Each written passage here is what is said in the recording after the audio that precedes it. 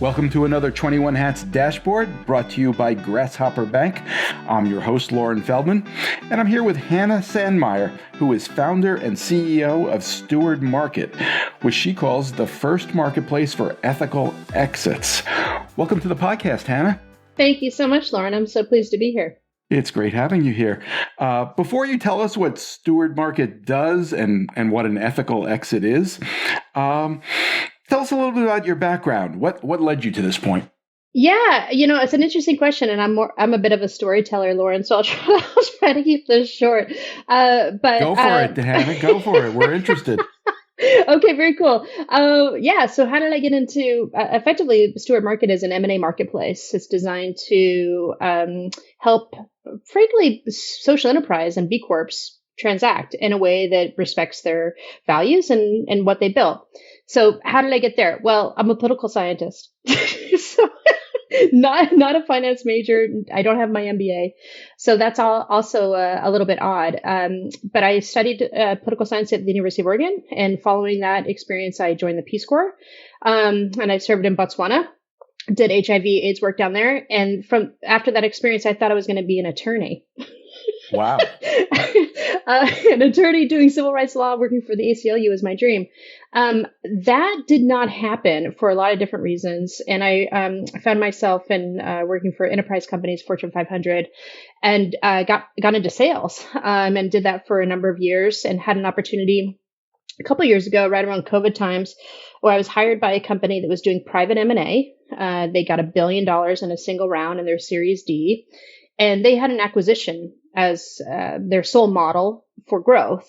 So they didn't build anything. They didn't have any services or products of their own. They just bought companies, and they did so principally in the Amazon space. They're an Amazon aggregator, and they were one of the largest. And they hired me to do corporate development for them. I don't even know what corporate development was. And I think they liked your Peace Corps background, or what? Yeah, right, exactly. I had a good sales career, and I had managed people before, and I was a good individual contributor. And the mechanics of corporate development are the same as sales development, right? Got it. The offer is just a little bit different, and I had some friends working there, so that made it easier for them to find me. And we were very successful there, and it was really interesting to offer a product to market where you're not asking them to buy anything, rather you're offering to give them life-changing cash, right? People take your phone calls, I suspect. Yes, that's exactly correct. I think the take rate on those cold outbound calls for the team of 5 that I had was like 30 to 40%, right? Wow. And of course, the Amazon space is a little bit different. A lot of companies or a lot of founders do build an Amazon company for an arbitrage moment, right? As an opportunity to flip it down the road. So that was very successful. And when I started my principal business, Up and Over Advisors, I thought I was just going to be doing corporate. You started your own business after that? Yeah, because I think I'm not unlike most folks. Middle career, I'm 45 years old. That it's been hard. This economy has been tough. Pre-COVID, during COVID, post-COVID. I found myself being laid off 3 times in 4 years. Thrasio, the company I was working for, did go bankrupt, right? Right. The train kind of comes off the tracks when you're spending I think we spent like 300 million in a single quarter, right? Wow. So, it was fun. I bet you learned some interesting lessons doing that. I surely did, right? And that's what life's about, is like, how do I pay this forward? How do I take this into my next venture? So what was that first business that you started? So the first business is called Up and Over Advisors. And we, if it was going to be my brand, Loren, I knew I wanted to be a B Corp, regardless of what it did. Because I believe in a profit for purpose model. I believe in mission-driven companies, that you can do good, that business can be a force for good. I'm sorry, I have to ask, Hannah, you hadn't been exposed to that in any of the jobs that you've mentioned, No, I don't think. no, How did you develop that taste? Well, I always had that taste. I mean, I've always been I had more progressive political leanings. Some could argue that I've dabbled a little bit in socialism, as a youth, and certainly traveling around the world. I believe that there's enough for everybody, and that we should, create space for equality and for advancement of everyone, and that it doesn't have to be a zero sum game. And so I crave that, really, Lauren. Like that's a big part of who I am. I have a tattoo on my forearm, for instance, from Emma Goldman that says the methods and means cannot be separated from the ultimate aim. And that's really kind of core to my ethos and philosophy. Like how you do something matters. So what did Up and Over do? So Up and Over we became the first certified B Corp on the planet to be an M&A buy-side sourcing agency. So M&A buy-side sourcing agency. Yes. What exactly does that mean? So basically, I started doing on a fractional basis, effectively, what I did for that private acquirer. I worked for buyers, independent buyers, or companies that were looking to grow via inorganic growth, and I helped them identify opportunities. So other businesses that were willing to sell to them. Does that business still exist? It does exist. We're still going. And it's been a great business. It's been really interesting because what we've tried to do, Lauren, is work for, as I define it, morally ambitious capitalists, right?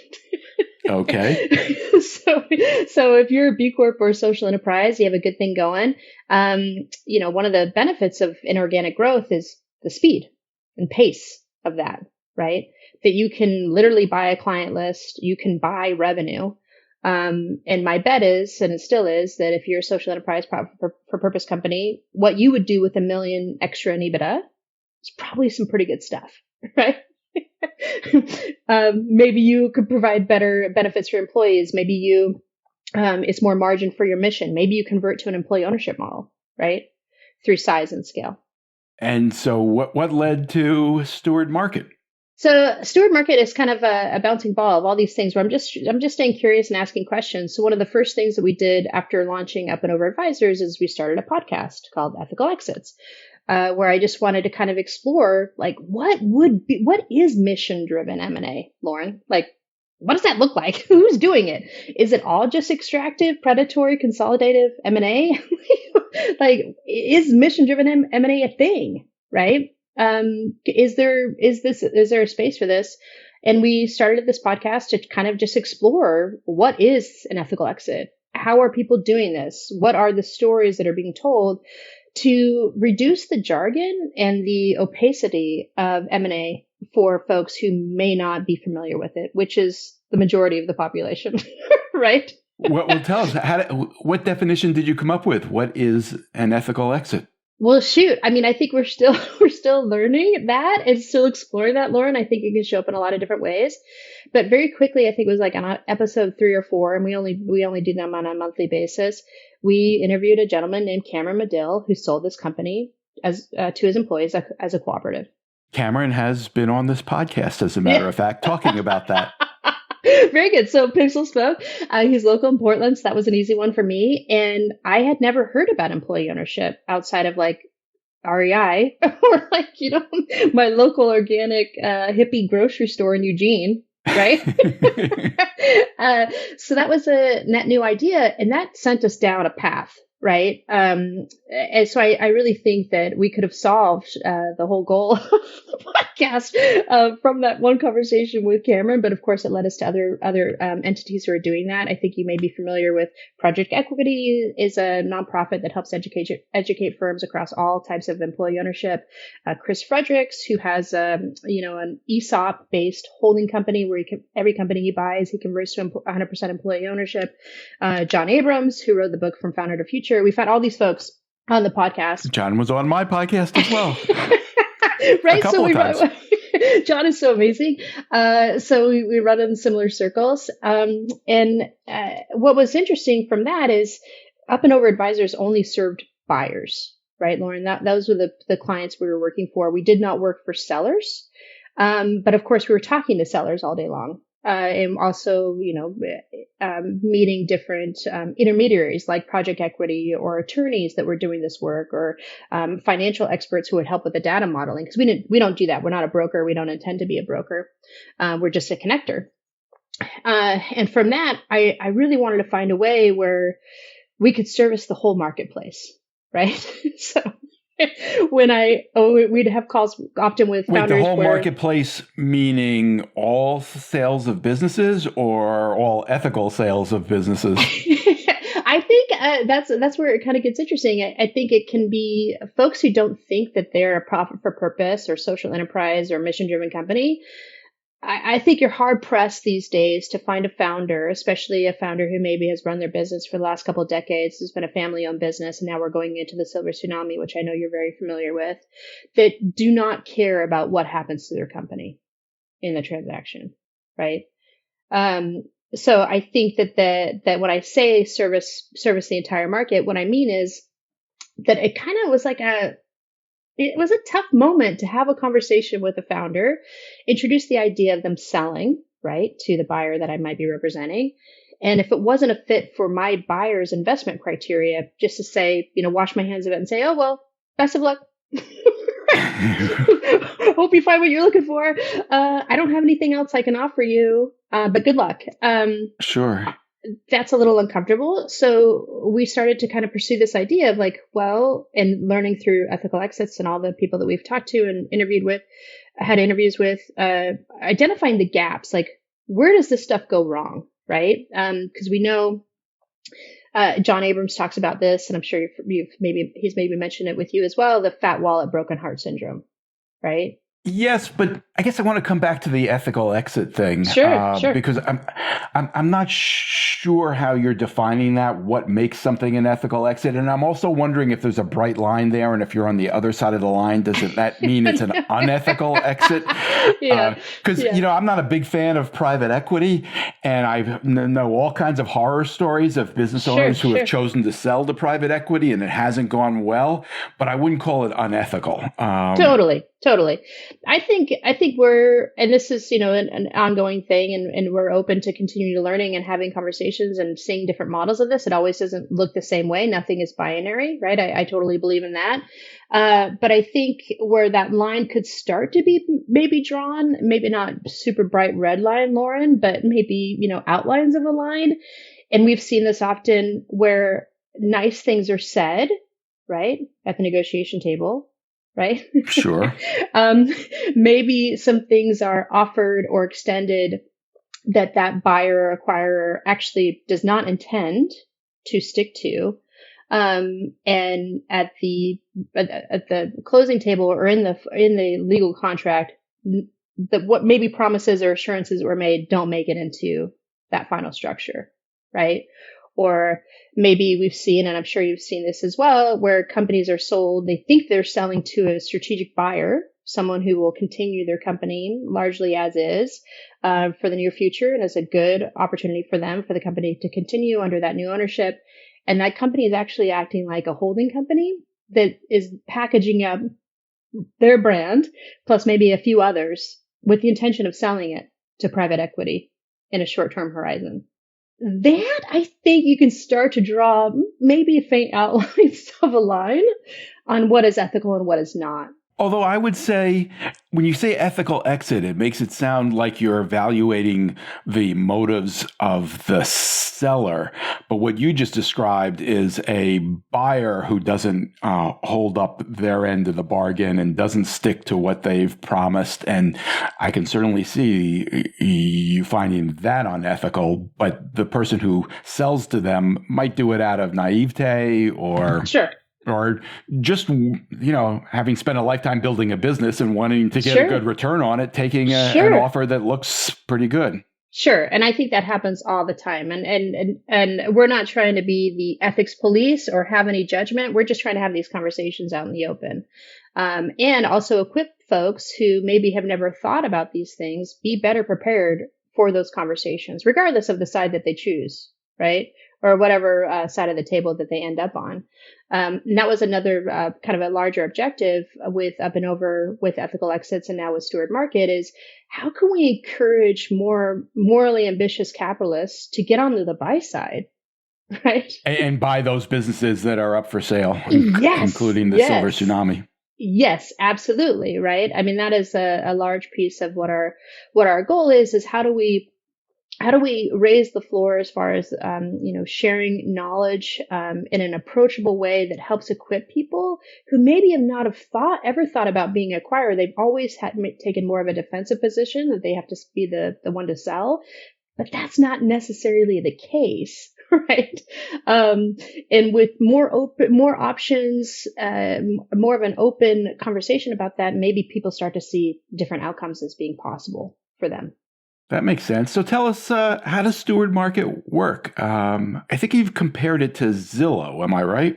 Well, certainly Zillow, when you think about when marketplaces arrive, when there's latent inventory, and when transactions are too hard to find and close, that's what I'm comparing to the Zillow moment, when you had all these separate siloed RMLS sites that didn't talk to one another. There was inventory that was captured only in their own markets, and having a way to bring all that opportunity together in a way that's highly functional, where discovery is easier and transactions are easier to move through.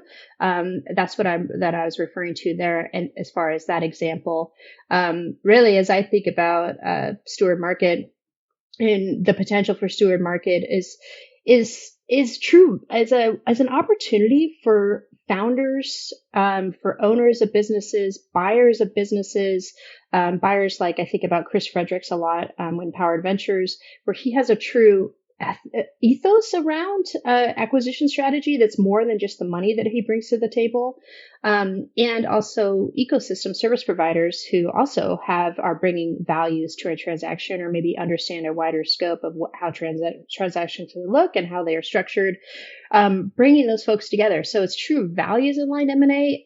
So I kind of think of it more as like a dating site, where instead of a short-term transaction, you're looking for a long-term relationship, right? And one where you can bring your whole self to the table. So on Steward Market, we focus a lot around mission, a lot around values of a company, also their certifications and what means most to them that carries forward in a transaction. Also what their hopes are, and looking for their next steward. So who would be the ideal buyer for them, and what stewardship paths are they considering? We're very, very enthusiastic about the employee ownership movement. We think that's really one of the best shots we have to get out of a lot of the trouble that we're in this country, with the extreme wealth disparity, where we have the median amount held in retirement accounts, Lauren, today is $0, right? So how do that's not a functioning economy. On Steward Market, sellers can also indicate like, hey, I don't know what a perpetual purpose trust is, or a worker cooperative. I don't know, but hey, if somebody has that model, that would be interesting to me as an acquirer. Or like, hey, I don't know, I'm 3 to 5 years out. I would love to talk to somebody who could talk to me about those alternative options outside of closing my doors or selling to an extractive financial buyer. So I've got a business I want to sell. Mm-hmm. I come to Steward Market. What do I do? You come to Steward Market, you pay $25 one time, no commissions. That's the first thing. No commission. You don't take a cut of any acquisition or transaction that happens. No, we don't. So we believe in the capitalism 2.0, where everything we do should touch philanthropy and to help to solve real world problems. So in contrast to taking a commission, I guess it's not entirely a coincidence that you're doing this in Portland, Oregon, is it? No, absolutely not. I'm true to myself that way. I have lots of friends here. But we've attached Steward Market to a DAF, to a donor advised fund. We're working with Impact Charitable. So in lieu of a commission that we would take as a platform builder and holder and a creator, we open an opportunity for sellers, buyers, and ecosystem service providers to opt into what we're calling an impact exit, where you commit to putting 1% to 2% of the transaction value as a seller or buyer at close into our DAF, and that DAF will then fund pure philanthropic grants that we intend to service back to community and to one of two vehicles, either to early stage or scaling social enterprises who want money, need money to grow and scale, to exist, not to exit. That takes capital. We want to show up for them and with a non-dilutive donor dollars, or folks who don't want to build anything, Lauren, but recognize there's a business in their local community where the owner is aging out and they've put together an acquisition strategy to keep that company in their community.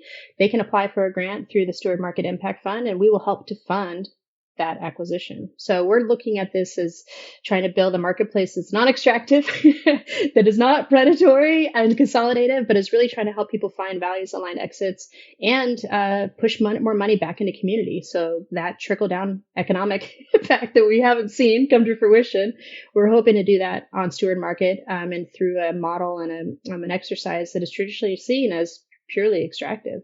Removing money from community. We want Steward Market to be the place where money goes back into community. So I sign up my business. Yeah. I'm not going to pay a commission, but I pay a one-time fee. Yes. And it sounds like you want a lot of information about how my business is structured. What do I have to tell you to qualify to be on Steward? Yeah. And I don't want it to seem like you have to qualify. Everyone's welcome. But we do ask a few more questions about your mission, your values, if you have certifications. We also make it available where you can share your ownership identity if that's important to you. And the steward that you're looking for, the hope and vision, your people and culture. So we do ask a little bit more questions there. And then we ask buyers to show up the same way.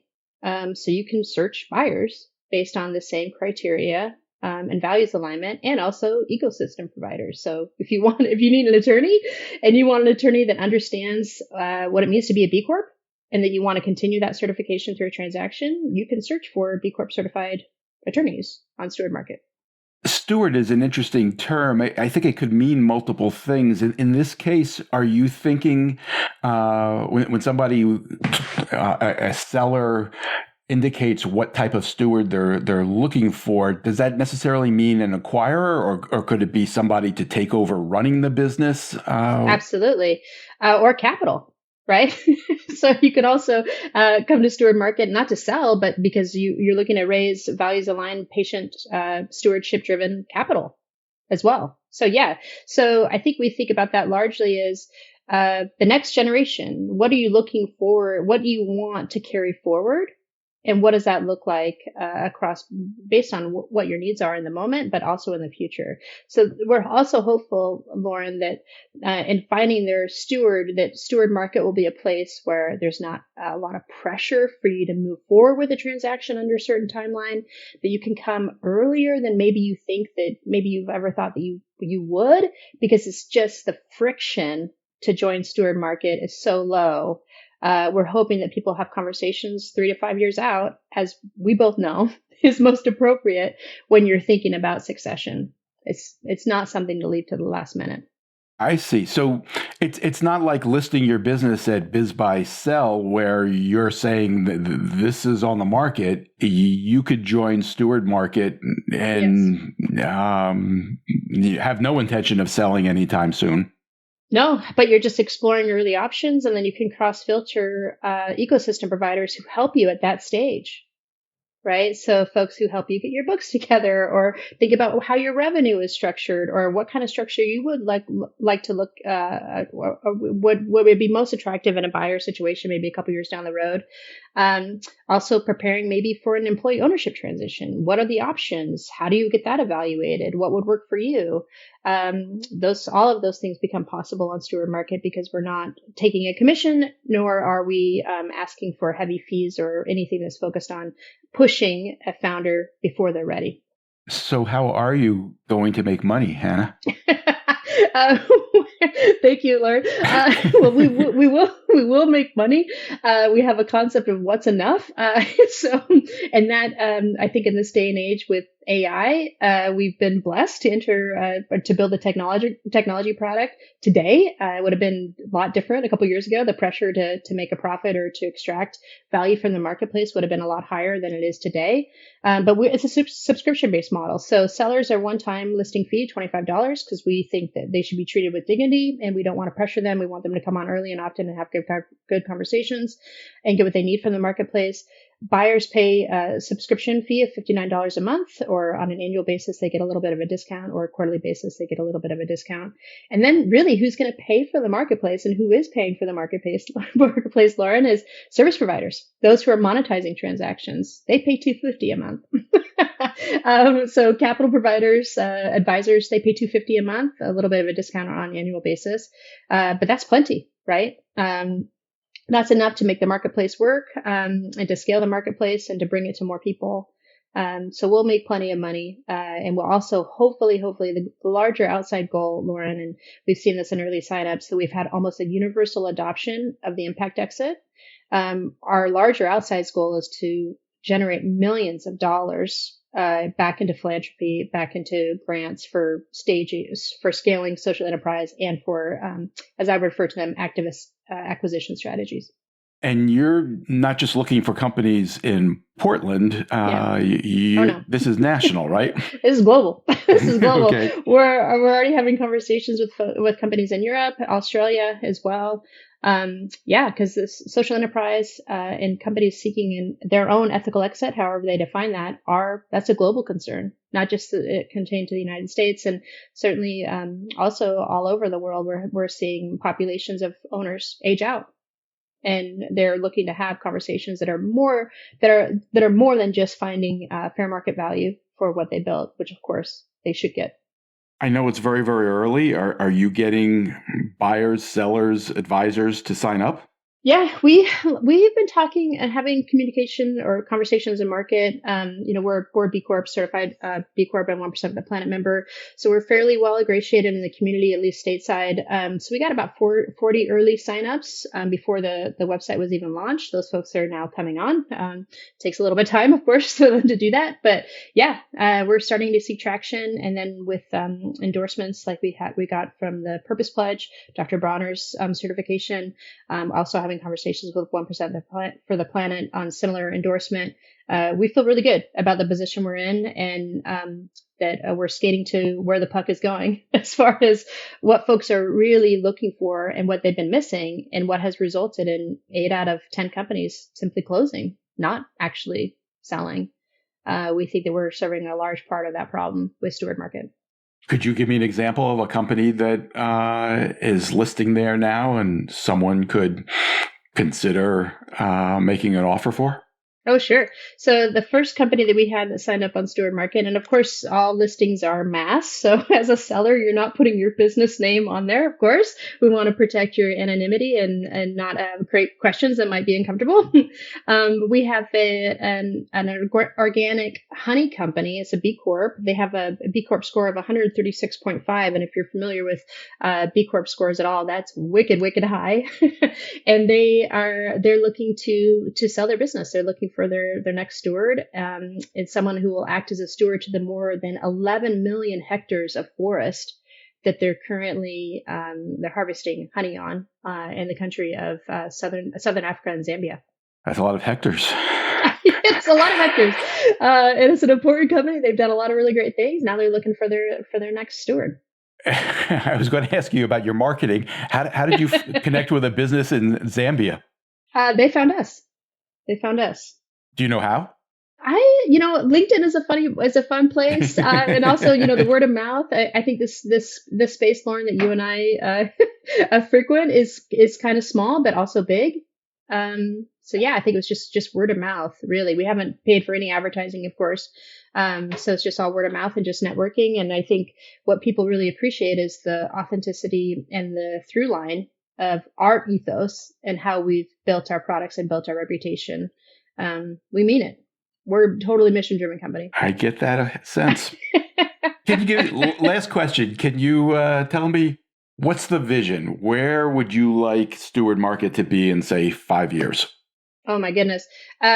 So Beachhead for us, of course, is social enterprise and B Corps. We would love to be the default home for where B Corps transact, right? Globally. And then I think also to that, as I said earlier, I think there's a lot of companies out there that are looking to transition their business. Their legacy business has been helped for a long time, have really deep relationships with their customers and the community and their employees that will also find our way to help those folks. Maybe as another accretive option. We never intend to have an exclusive rights on listings, Lauren. I know some other buy-sell websites do that. We just want Steward Market to be another option for folks. So I'm hopeful that we'll start to make a little bit of penetration there as well, where you might see the same listing on BizBuySell or Flippa, but also on Steward Market. Why not? And we would of course get in the way of that.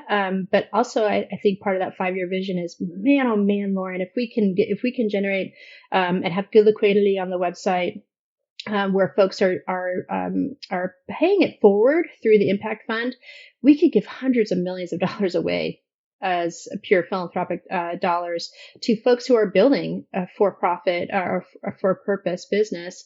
And I think that's what this next generation is demanding from all of us. That's a big vision. Yeah, I hope you're with us on that one, Laura. Maybe we can reconnect in a few years and see how we're doing on that. Well, I hope sooner than that. I look forward to keeping in touch and hearing how you're doing. Hannah Sandmeyer is founder and CEO of Steward Market, which is based in Portland, Oregon. Thank you, Hannah. It's been a pleasure speaking with you. Thank you, Lauren. My pleasure. And special thanks to our sponsor, Grasshopper Bank. Thanks for listening, everyone.